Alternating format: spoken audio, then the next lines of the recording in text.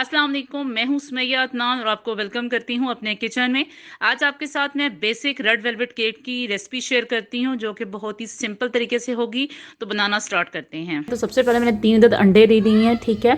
इसमें किसी किस्म का कोई बीटर इस्तेमाल नहीं कर रही, कोई ओवन इस्तेमाल नहीं कर रही हूँ, ना ही कोई कंडेंस मिल्क यूज़ कर रही हूँ। सिंपल आम घर के इंग्रेडिएंट्स से इस्तेमाल कर रहे हैं हम इसमें। और सबसे पहले मैंने क्या किया है कि 3 अदद मेरे पास अंडे हैं, पर अगर हम घर के ओवन में बना रहे हैं तो पतीले को मैंने पहले ही प्री हीट होने के लिए रख दिया है। मेरी कोशिश होती है कि मैं बहुत ही सिंपल और इसमें इंग्रेडिएंट इस्तेमाल करूँ और बहुत ही सिंपल मेथड से बनाऊँ ताकि सब लोग उसको इजीली बना सकें।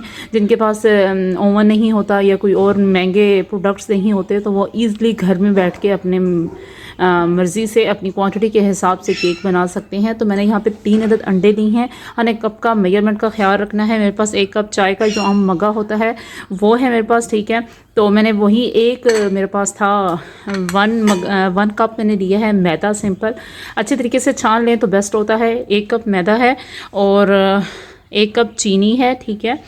और हाफ कप से कम यानी कि 1/4 मेरे पास कुकिंग ऑयल है। 3 अदद अंडे लिए हैं और इसके अलावा 1 टेबलस्पून बेकिंग पाउडर है। ये सुरख कलर है, रेड कलर, ठीक है, फूड कलर, वो मैंने हाफ टेबल स्पून से कम लिया है यानी कि 1/4। और नमक है चुटकी और 1 टेबल स्पून मैंने कोको पाउडर दिया है, ठीक है। हम बहुत ही सिंपल तरीके से बना रहे हैं। तो जो हमने ड्राई इंग्रेडिएंट है उनको मिक्स कर लेना है, ठीक है। सबसे पहले तो मैं ये सारे जो ड्राई इंग्रेडिएंट हैं इसके अंदर ऐड कर रही हूँ, ठीक है, ताकि ये हम एक जगह साइड पे रख लें बना के। और दूसरी तरफ मैंने आपको बता दिया है कि मैंने ओवन यानी कि पतीले को प्री हीट होने के लिए रख दिया है, ठीक है। अच्छे तरीके से इनको मिक्स कर लेंगे। अगर आपको लगे कि गुठलियाँ हैं तो आप इसको छानिएगा ज़रूर, ठीक है। जितना छानेंगे उतना ही आपका बाद में मेहनत कम होगी और आपका बनाना ईजी हो जाएगा। तो बस अच्छी तरीके से मिक्स करके मैं इसको साइड पे रख देती हूँ। और सेकंड प्रोसेस हमारा क्या है कि मैंने इस तरह का एक सांचा ले लिया है, उसको अच्छे तरीके से मैंने तेल से ग्रीस कर लिया है, ठीक है। आप चाहें अगर आपका नया सांचा है, किसी किस्म का नहीं है, तो आप इसके ऊपर हल्के से मैदे की डस्टिंग भी कर सकते हैं, ठीक है। तो इसको भी तैयार कर लिया है मैंने, एक साइड पर रख दूँगी। और उसके बाद बटर पेपर इस पर लगा दिया जाएगा, ठीक है, ताकि ये अच्छे तरीके से पैक हो जाए, तैयार हो जाए। दूसरी तरफ हमने क्या करना है, यहाँ पे मैंने 3 अदद अंडे ले ली हैं। 3 अदद अंडों को मैं अच्छी तरीके से फेंट लूँगी, ठीक है।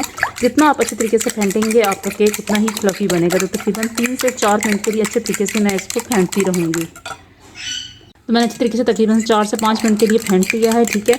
अब मैं क्या करूँगी कि हाफ हाफ करके हम चीनी इसमें शामिल करेंगे, ज़्यादा इकट्ठी नहीं शामिल करनी, ठीक है। अच्छे तरीके से चीनी को मिक्स करती जाऊँगी।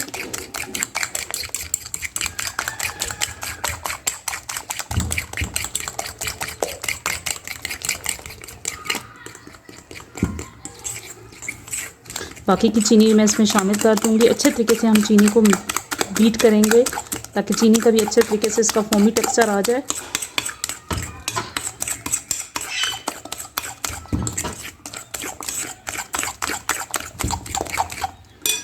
अब ये जो बाकी का है इसमें हम शामिल कर देंगे। तो अच्छे तरीके से चीनी इसमें मिक्स हो चुकी है। अब ये जो कुकिंग ऑयल है मैं वो इसके अंदर ऐड करूँगी। अच्छे तरीके से ऑयल को भी मिक्स कर लेंगे। और दूसरी तरफ मैंने ये सांचा जो है तो अच्छे तरीके से मैंने तेल से ग्रीस करके इसके ऊपर मैदे की डस्टिंग कर दी है, ठीक है। अच्छे तरीके से सांचा हमारा तैयार है और साथ ओवन भी हमारा अच्छे तरीके से प्री हीट हो चुका है। दोनों काम आपने साथ ही रेडी करने होते हैं। अब मैं क्या करूँगी,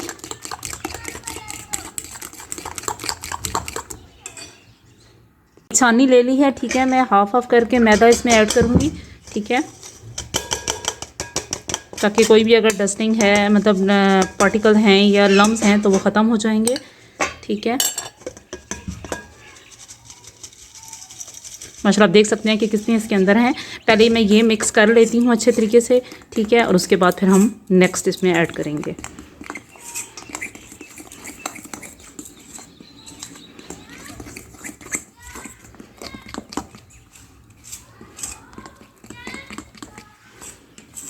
माशाल्लाह आप कलर देख सकते हैं कितना अच्छे तरीके से इसके ऊपर कलर आ रहा है, ठीक है। बस हम इसको आहिस्ता आहिस्ता मिलते जाएंगे। अगर आप यहाँ पे छान लेते हैं तो आपकी मेहनत कम लगती है, ठीक है। अच्छे तरीके से ये मिक्स हो चुका है। तो मैं बाकी का इसके अंदर ऐड करूँगी।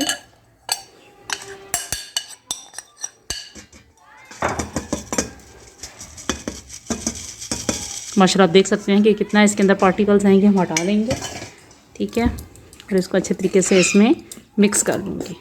वैसे रेड कलर अच्छे तरीके से इसमें आ चुका है, पर अगर आप बहुत रेड करना चाहते हैं तो आप थोड़ी सी चुटकी और भी ऐड कर सकते हैं, पर इट्स इनफ है।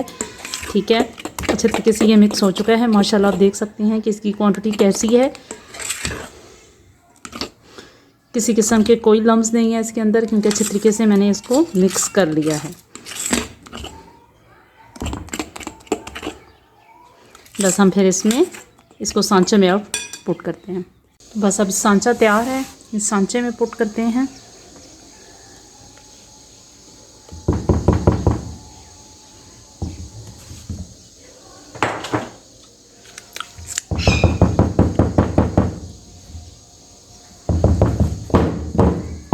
तीन चार दफ़ा अच्छे तरीके से मैं इसको टैप करती हूँ। ठीक है, और उसके बाद फिर हम इसको ओवन में रखते हैं। 3-4 दफ़ा आपने टैप ज़रूर करना है, उससे क्या होगा कि अच्छे तरीके से ये हो जाएगा। तो माशाल्लाह ओवन आप देख रहे हैं कि प्री हीट हो चुका है। तो इंतहाई एहतियात के साथ माशाल्लाह आप धुएं से अंदाज़ा लगा सकते हैं कि कितने अच्छे तरीके से ये प्री हीट है। इसको लेवल में करते हैं ताकि ये लेवल में हो जाए, और इसके ऊपर ढकना दे देते हैं। तकरीबन 30 से 35 मिनट में इसको अच्छे तरीके से हम बेक होने के लिए छोड़ देते हैं। तो माशाल्लाह तकरीबन 30 से 35 मिनट हो चुके हैं। तो चेक करते हैं। माशाल्लाह आप देख सकते हैं कि कितने अच्छे तरीके से ये प्री हीट है। ठीक है, तो मैं एक टूथपिक की मदद से चेक करती हूँ। तो माशाल्लाह आप देख सकते हैं कि बिल्कुल ये ड्राई है, इट्स मीन कि ये कुक हो चुका है। तो अब इसको मैं इंतहाई ध्यान के साथ निकालती हूँ, और उसके बाद तकरीबन इसको ठंडा करते हैं, और उसके बाद फिर इसको सर्व करते हैं। तो माशाल्लाह ये ठंडा हो चुका है। तो अब मैं इंतहाई एहतियात के साथ इसकी रुख चेंज करते हैं। तो बहुत ही एहतियात के साथ निकालते हैं। तो माशाल्लाह आप देख सकते हैं कि कितने अच्छे तरीके से ये हमारा तैयार है, रेडी है। तो माशाल्लाह ये तैयार है। एक हम पीस इसका कट करके देखते हैं।